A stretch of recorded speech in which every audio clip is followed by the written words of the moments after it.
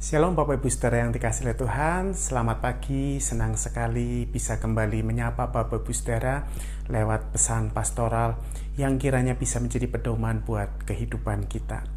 Bapak Ibu Saudara yang dikasihi oleh Tuhan, kita bersyukur bahwa kita memiliki Allah yang senantiasa menyatakan penyertaan-Nya atas kita. Dia tidak pernah meninggalkan kehidupan kita. Pengalaman umat Allah di Perjanjian Lama itu menjadi satu bukti penyertaan Tuhan nyata atas umatnya. Mari saya mengajak kita melihat satu ayat di dalam Ulangan 32 ayat yang ke-11 dan 12 Bapak Ibu Saudara.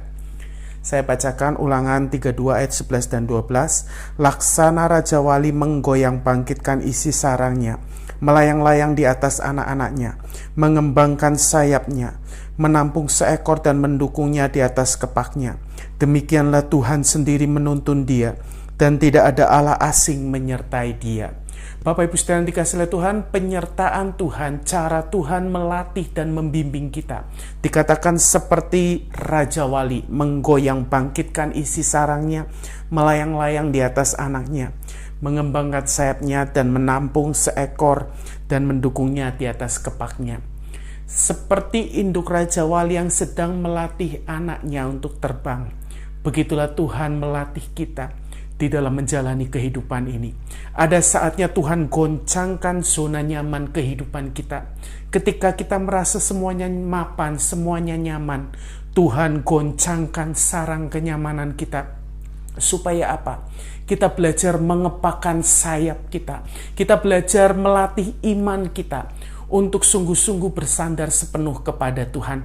Dan ketika kita tidak mampu, hendak terjun bebas untuk tercampak jatuh di bebatuan, maka seperti induk Raja Wali dengan sigap menyambar anaknya, ditopang di atas naungan sayapnya supaya tidak jatuh terhempas di bebatuan. Begitu juga Tuhan dengan secepat kilat Dia akan segera menangkap kita, menjangkau kita, menopang kita supaya kita tidak jatuh tergeletak. Dan dikatakan demikianlah Tuhan menuntun dia dan tidak ada Allah asing menyertai dia. Bapak Ibu Saudara, satu hal yang Tuhan inginkan dalam kehidupan kita adalah bergantung sepenuhnya kepada Dia, andalkan Dia. Bahkan ketika Dia sedang melatih kita, mari kita tetap mengarahkan mata iman kepada Dia. Jangan takut, karena Tuhan tidak akan membiarkan kita jatuh tergeletak. Dia akan cepat-cepat menopang kita, mengangkat kita, untuk kita kembali melatih diri kita, melatih iman kita, pengharapan kita di dalam Tuhan.